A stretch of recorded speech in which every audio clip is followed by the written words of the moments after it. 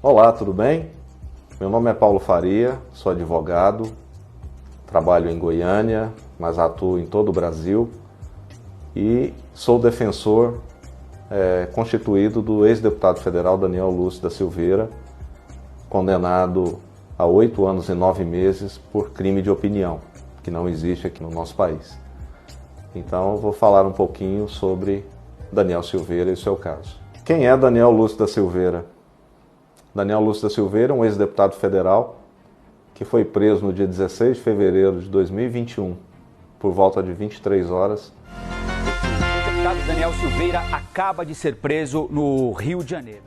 Porque ele publicou um vídeo nas redes sociais não totalmente agradável aos ministros do Supremo Tribunal Federal. De ofício, o que é de ofício? O juiz determinou a prisão em flagrante do parlamentar, então, à época. Isso é possível?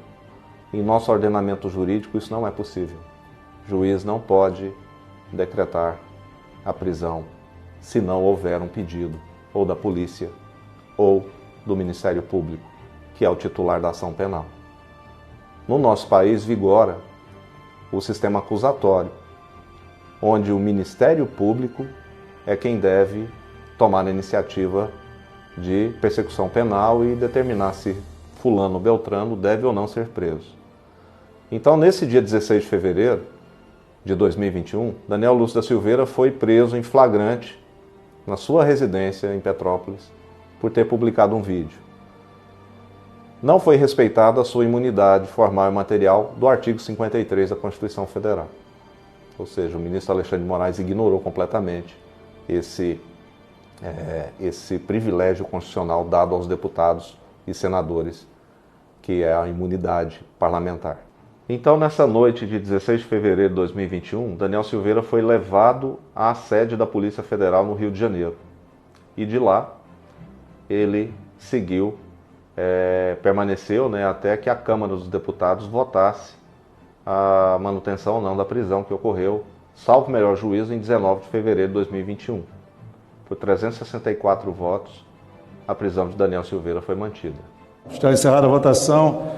A mesa vai proclamar o resultado. Sim, 364 votos. Então, Daniel Silveira foi confirmada a sua prisão pela Câmara dos Deputados. Ou seja, a cabeça dele foi entregue a Alexandre de Moraes, por Arthur Lira, presidente da Câmara. E então Daniel Silveira ficou em prisão, enjaulado, até o dia 14 de março de 2021, quando a sua prisão preventiva foi convertida em prisão domiciliar, com uso de tornozeleira eletrônica, e o único perímetro que ele poderia circular era dentro da sua residência em Petrópolis. Ali ele permaneceu então até o dia 24 de junho de 2021, quando, por supostos descumprimentos de medidas cautelares, ou seja, supostas violações à tornozeleira eletrônica, o ministro Alexandre de Moraes determinou que ele fosse reenviado à prisão. E aí determinou nova prisão preventiva e que ele fosse levado ao batalhão da Polícia Militar no Rio de Janeiro. E lá ele permaneceu preso preventivamente até o dia 8 de novembro de 2021, quando ele obteve a liberdade, porém com uso de tornozeleira eletrônica. A partir daí, a ação penal já foi instaurada, já tinha ocorrido a própria instrução processual, testemunhas. E no dia 20 de abril de 2022, Daniel Lúcio da Silveira foi condenado a 8 anos e 9 meses de prisão em regime fechado e multa de 35 dias multa, que corresponde cada dia multa a 5 salários mínimos, que hoje dá em torno de R$247 mil, por crime de opinião, que não existe no nosso ordenamento jurídico. Inventaram um crime de opinião. As mesmas pessoas que foram supostas vítimas do vídeo publicado em 16 de fevereiro de 2021, foram os mesmos que o condenaram. O ministro Alexandre de Moraes, além de ser vítima, suposta vítima, ele foi o acusador, ele foi o promotor, ele foi o auxiliar do promotor, ele é hoje, atualmente, quem executa a pena de Daniel Lúcio da Silveira.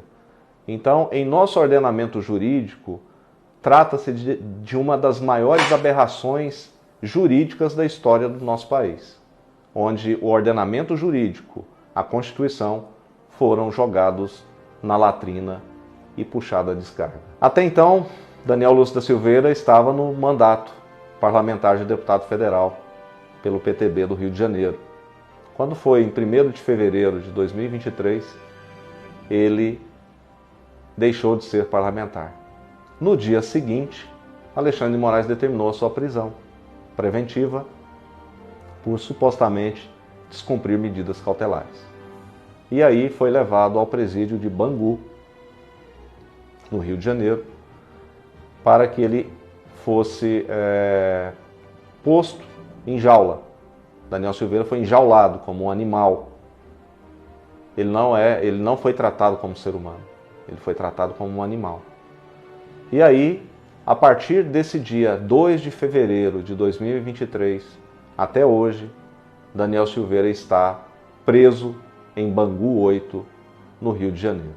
É importante informar que no dia 21 de abril de 2022, no dia seguinte à condenação pelo Supremo Tribunal Federal desse crime, suposto crime de opinião, onde Daniel Silveira foi condenado a 8 anos e 9 meses de regime fechado, por supostamente ofender ou tentar abolir o Estado de Direito. Daniel Silveira foi condenado pela Lei de Segurança Nacional, que tinha sido revogada meses antes. Outra aberração jurídica que é inacreditável em nosso ordenamento jurídico. Mas o que era ruim poderia piorar. Em 21 de abril, o presidente Jair Messias Bolsonaro concedeu a graça presidencial a Daniel Lúcio da Silveira, determinando que as penas fossem extintas, tanto as penas privativas de liberdade quanto as penas de multa. Mas em 23 de maio de 2023, o Supremo Tribunal Federal, em um ato absolutamente ilegal e inconstitucional, revogou a graça presidencial e determinou que Daniel Lúcio da Silveira deveria cumprir 8 anos e 9 meses de cadeia em regime fechado por crime de opinião, que está até hoje cumprindo. Julgando improcedentes as arguições de descumprimento de preceito fundamental e dos votos dos ministros Alexandre de Moraes, Luiz Edson Fachin, Luiz Roberto Barroso, Dias Toffoli e Carmen Lúcia, acompanhando a relatora na rejeição das preliminares e no juízo de procedência das ADPFs para reputar inconstitucional o decreto presidencial impugnado. Então, com essa revogação da graça presidencial, por suposto favorecimento e entendimento dos ministros do Supremo, lembro você, vítimas que condenaram suposto algoz. Isso é inaceitável num Estado democrático de direito. Porque viola o princípio do juiz natural, viola o princípio da imparcialidade do julgador. Então, como esperar a imparcialidade de um juiz se ele é a suposta vítima? Então, é inacreditável o que nós vivemos de 2019 com a instauração de ofício do inquérito 4781, e esses fatos ocorridos com Daniel Silveira são frutos desse inquérito aberto em 2019, que completou agora 5 anos. Então, tudo isso que está acontecendo com Daniel Lúcio da Silveira é o que está acontecendo com o nosso país. Insegurança jurídica total, ditadura da toga completa e sem nenhum respeito à Constituição Federal e a nenhuma lei. Aliás, o que o ministro Alexandre de Moraes e seus pares estão fazendo é a aplicação do direito penal do inimigo, onde o Estado visa aniquilar aquele que é seu inimigo, que é justamente o desafeto de Alexandre de Moraes, Daniel Lúcio da Silveira.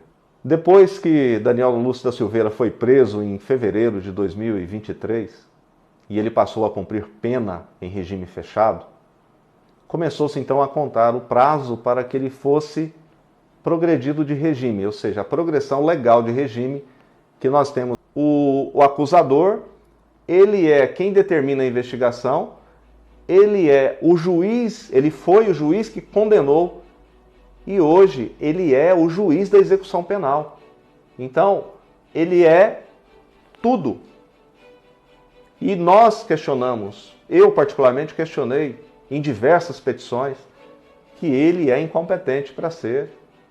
Ele era incompetente até para julgar, ele era impedido, era suspeito porque ele tinha interesse subjetivo na condenação do Daniel Lúcio da Silveira.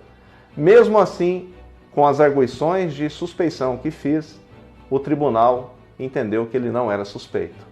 Daniel Lúcio da Silveira hoje é um morto-vivo, porque ele não tem personalidade própria. Ele é uma figura inexistente em nosso ordenamento jurídico. Ele existe como pessoa, mas ele não existe como cidadão. Alexandre de Moraes conseguiu fazer isso.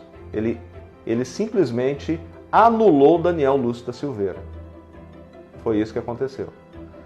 E hoje, o psicológico dele, obviamente abalado, não consegue entender tamanhas ilegalidades, muito menos a mim, que estudei o direito, que sabe como foi construído esse processo, como foi construída essa condenação, e apesar de demonstrar, desenhar Alexandre de Moraes conseguiu destruir uma família, assim como ele conseguiu destruir as mais de 1.500, 2.000 famílias do 8 de janeiro. Isso chama-se tortura. Tortura. Lei 9455 de 97. Quem tiver a curiosidade, basta pesquisar.